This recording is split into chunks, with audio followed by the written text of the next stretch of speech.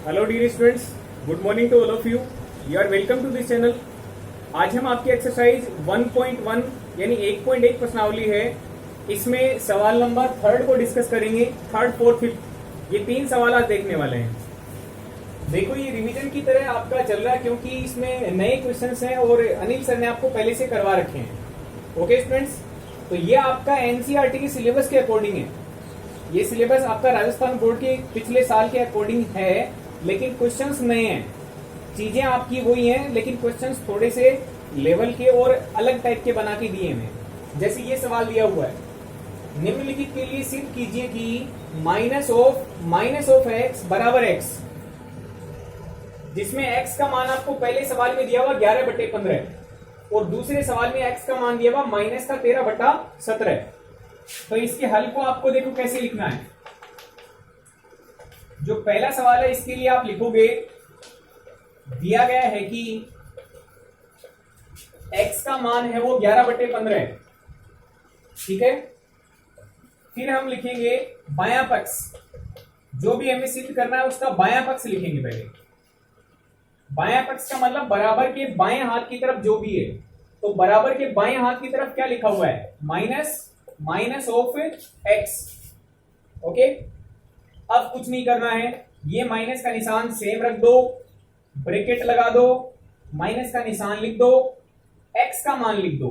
X का मान कितना है, 11/15 है, तो एक्स का मान हम रख देंगे 11/15। एक्स का मान रख दिया, ब्रैकेट क्लोज कर दो।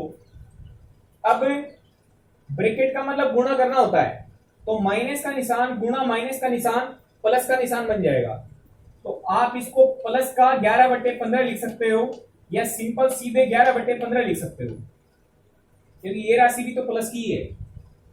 तो 11/15 मिल गया आपको, यानी बराबर में क्या मिला, एक्स का मान ही मिल गया। बराबर की इस साइड में क्या मिला, बराबर की इस साइड में 11/15 यानी एक्स का मान ही मिल गया। तो इसका मतलब बराबर में आपको क्या दिखाई दे रहा है, दायां पक्ष। ये बायां पक्ष था, तो इस बाएं पक्ष को हमने सरल किया और बराबर में हमें 11/15 मिल गया। 11/15 मिल गया, इसका मतलब किसका मान मिल गया, एक्स का मान। तो बराबर में क्या आ गया, दायां पक्ष। दायां पक्ष आपका एक्स ही तो है। ओके, ऐसे ही आपको सेकंड वाला सवाल करना है।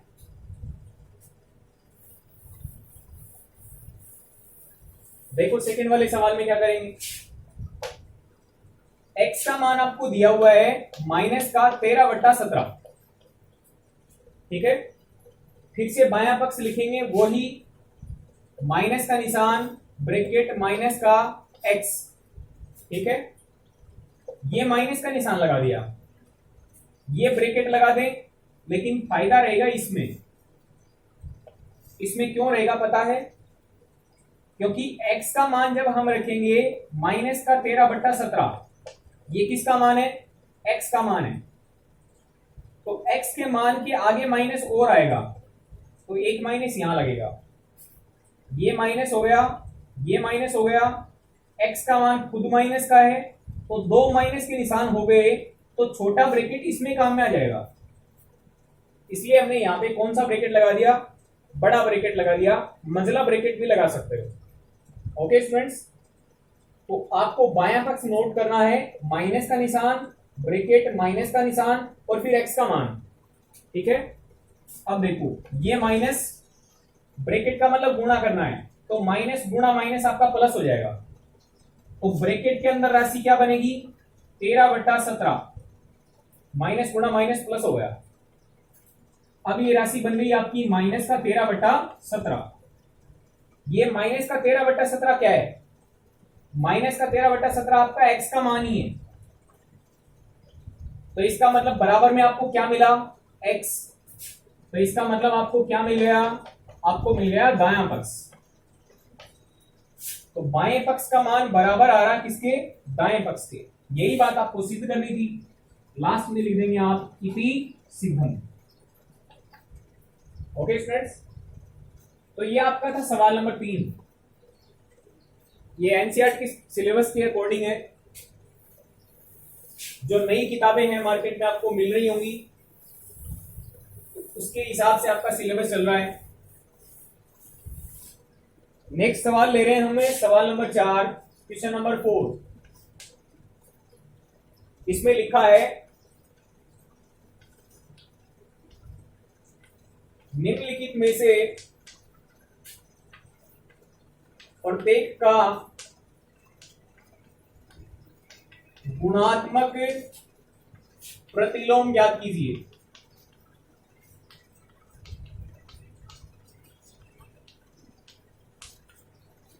इसमें कई सारे सवाल हैं आपके। पहले सवाल में -13 लिखा हुआ है, दूसरे में -13/19 लिखा हुआ है, तीसरे सवाल में 1/5 लिखा हुआ है,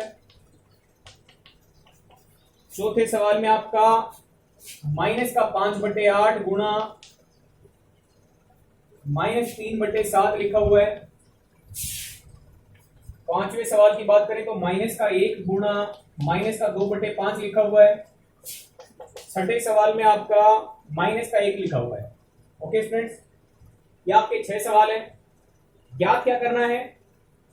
गुणात्मक प्रतिलोम ज्ञात करना है। क्या ज्ञात करना है? गुणात्मक प्रतिलोम। तो आपको सिंपल एक बात याद रखनी है, गुणात्मक प्रतिलोम का मतलब होता है उलट देना। बस क्या होता है? उलट देना।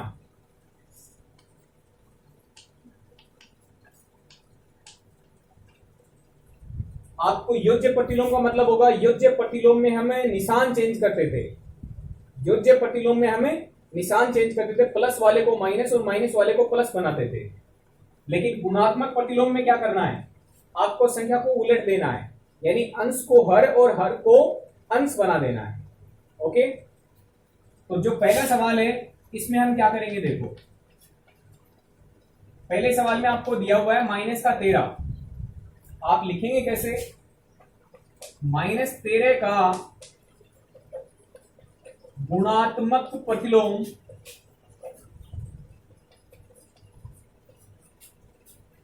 1/-13 होगा। देखो मैंने क्या किया है,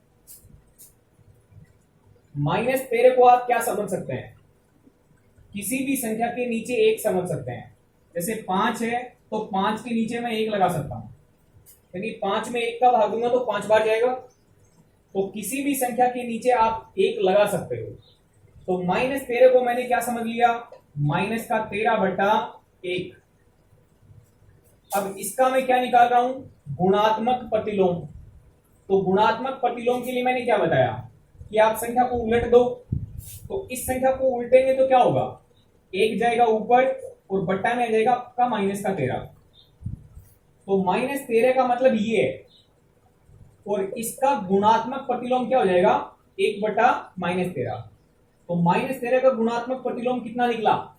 1/-13।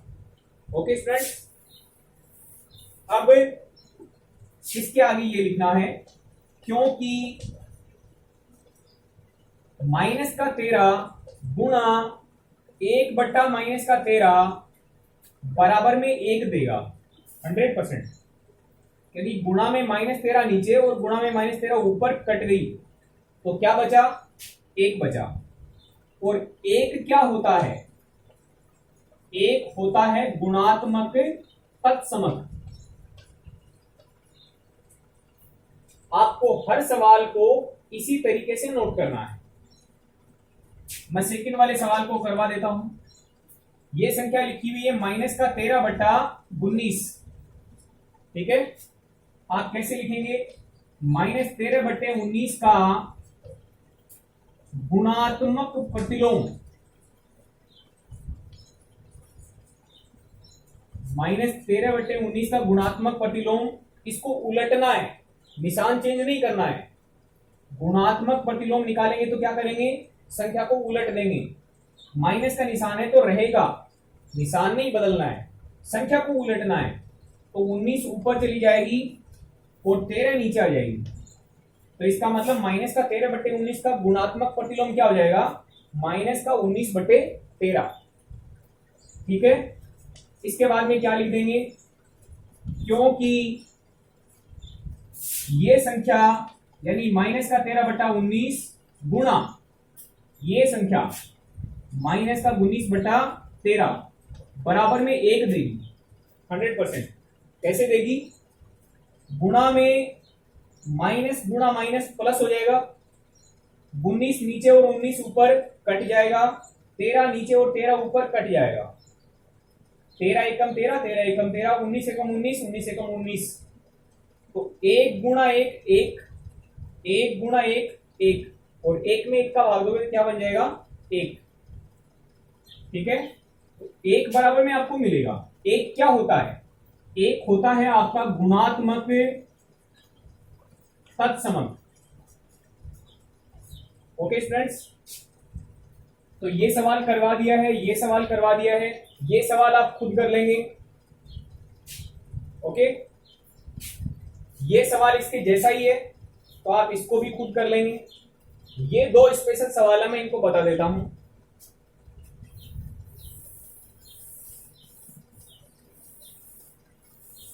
देखो, पहले सवाल नंबर 4 की बात कर लेते हैं। आपको संख्या लिख के दी है माइनस का 5/8 गुणा माइनस का 3/7। ठीक है, तो पहले आप ये लिखेंगे माइनस का 5/8 गुणा माइनस का 3/7। ये संख्या है, ये 2 संख्याओं के गुणा के रूप में लिखी हुई है, तो पहले आप गुणा कर लो। माइनस गुणा माइनस करने से प्लस बनेगा, प्लस के निशान को मत लिखो, कोई जरूरत नहीं है। 5 गुणा 3 करोगे तो ये 15 बन जाएगा, बट्टा में 8 गुणा 7 करने से कितना बन जाएगा? 56 बन जाएगा। गुणा कैसे होता है याद होगा, ऊपर वाली से गुणा होती है, नीचे वाली से गुणा होती है। तो ये संख्या दोनों को गुणा करने से क्या बनेगी? 15/56। तो इस संख्या को आप क्या समझेंगे? इस संख्या को आप समझेंगे 15/56। ये संख्या क्या समझी जाएगी? 15/56। तो इसका आप क्या निकालेंगे? गुणात्मक प्रतिलोम निकालेंगे। इसका गुणात्मक प्रतिलोम। अब इस संख्या का गुणात्मक प्रतिलोम निकालना है, इसका मतलब उलटना है, तो 56 को ऊपर भेज दो और बट्टा में क्या ले आओ? 15। तो इस संख्या का गुणात्मक प्रतिलोम होगा 56/15। ओके स्टूडेंट्स, क्यों होगा? क्योंकि ये संख्या गुणा में वो संख्या आपस में पाड़े से कट के क्या बना देगी? 1 बना देगी। 56 एकम 56, 56 एकम 56, 15 एकम 15 और 15 एकम 15। तो 1 गुणा 1 1 बनेगा, 1 गुणा 1 1 बनेगा, 1/1 1 बनेगा। तो बराबर में 1 बना, इसका मतलब क्या है? ये आपका गुणात्मक तत्समक। ओके स्टूडेंट्स, ऐसे ये सवाल हो जाएगा। आप 5वें सवाल में पहले संख्या को क्या लिख देंगे? माइनस का 1 गुणा माइनस के 2/5। तो माइनस गुणा माइनस आपका प्लस हो जाएगा। प्लस के निशान को लिखो चाहे मत लिखो, कोई फर्क नहीं पड़ेगा। ये संख्या अकेली संख्या होती है, वो अकेली ऊपर वाली से ही गुणा होती है। तो 2 गुणा 1 करने से क्या बनेगा? 2 बनेगा। और नीचे क्या चल रहा है? 5। ये प्लस की 2/5 है। अब इसका आपको कोई गुणात्मक प्रतिलोम पूछ ले, गुणात्मक प्रतिलोम, तो गुणात्मक प्रतिलोम में हम क्या करते हैं? उलटते हैं।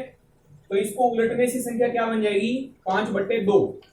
तो इसका गुणात्मक प्रतिलोम हो जाएगा आपका 5/2। ओके स्टूडेंट्स, तो यह आपका सवाल था, सवाल नंबर 4। एक सवाल और देख लेते हैं।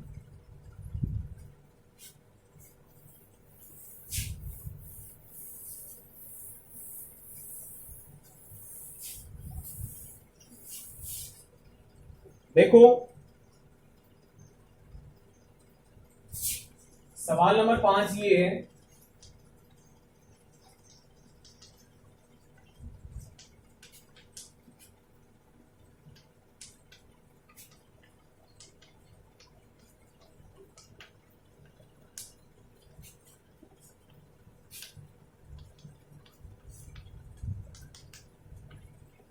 कुछ सवाल है, उन सवालों में आपको यह बताना है कि गुणन का कौन सा गुणधर्म लगाया गया है। जैसे पहला सवाल इसमें दिया है माइनस का 4/5 गुणा 1 बराबर में 1 गुणा माइनस का 4/5 बराबर लिख के दिया है माइनस का 4/5। ठीक है, तो इसमें आप क्या लिखेंगे कि गुणन का कौन सा नियम लगाए। किसी भी संख्या को 1 से गुणा करने पर वो ही संख्या आती है। आप जानते हो 5 गुणा 1 करने से आपको 5 मिलेगा, 1 गुणा 5 करने से तो भी आपको 5 मिलेगा। इसका क्या मतलब है कि 5 गुणा 1 का मान बराबर 1 गुणा 5 का मान 5 के बराबर है। ठीक है, इसका मतलब 5 को 1 से गुणा किया तो हमें 5 ही मिला, 1 से कोई फर्क ही नहीं पड़ा। यदि 5 गुणा 1 कर रहे हैं तो भी आपको मान क्या मिल रहा है, 5 ही मिल रहा है। 1 से गुणा करने से कोई फर्क ही नहीं पड़ा, वो ही संख्या वापस आ गई। समझ पा रहे हो। यदि मैं 6 गुणा 1 यानी 6 गुणा 1 करूं या 1 गुणा 6 करूं तो आपका मान कितना आएगा, 6। यानी 6 को 1 से गुणा करने से कोई फर्क नहीं पड़ा, 6 की 6 आ गई। 6 गुणा 1 करने से भी आपका 6 मिल रहा है, 1 से गुणा करने से कोई फर्क ही नहीं पड़ रहा है।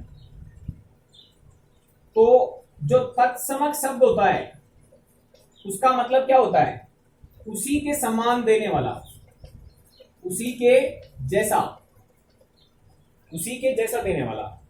तो देखो 5 है तो उसी के जैसा 5 उत्तर आ गया, यदि 6 है तो उसके जैसा ही उत्तर आ गया। ठीक है, और नियम कौन सा है, गुणा का नियम है। तो इसका मतलब इसमें गुण धर्म पालन कौन सा हो रहा है, गुणन का तत्समक गुण धर्म पालन हो रहा है।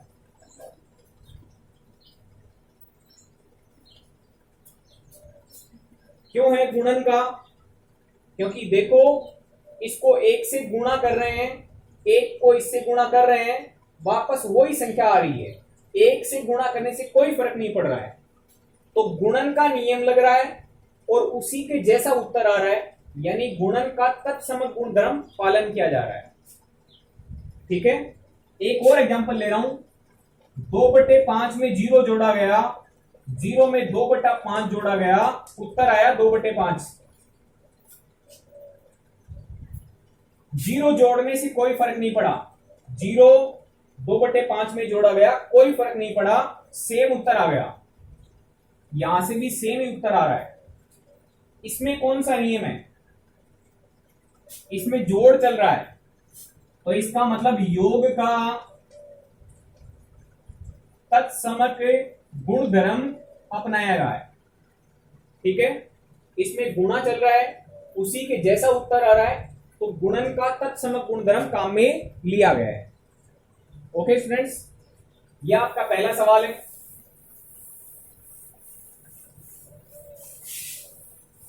इसी में दूसरा सवाल देखते हैं।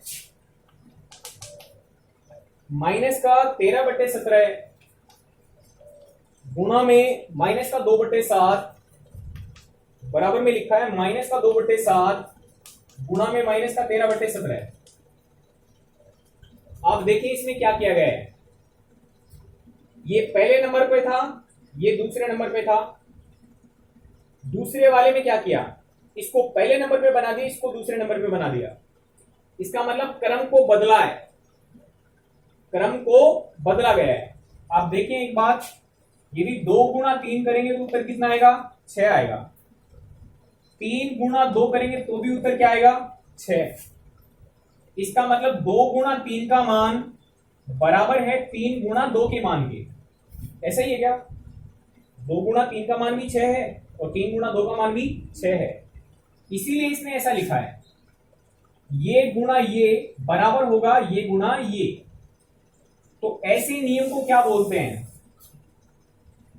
जिसमें क्रम बदला गया हो, ऐसे नियम को बोलते हैं क्रम विनिमय गुणधर्म।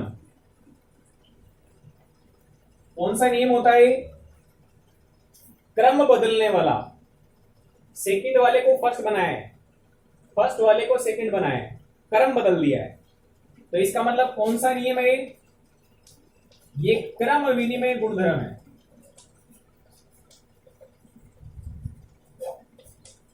ओके स्टूडेंट्स, किसका? गुणन का।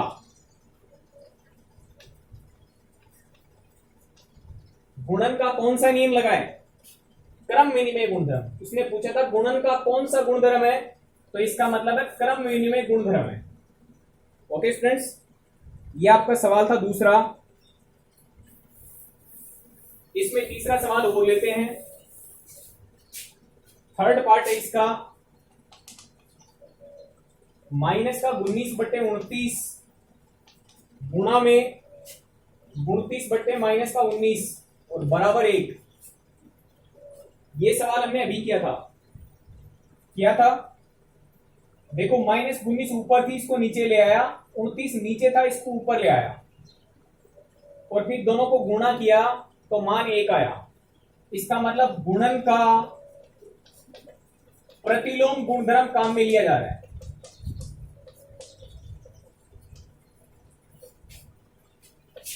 कौन सा नियम है? प्रतिलोम गुणधर्म है। किसका? गुणन का। ठीक है, तो इस प्रकार से आपके ये सवाल आपको करने हैं।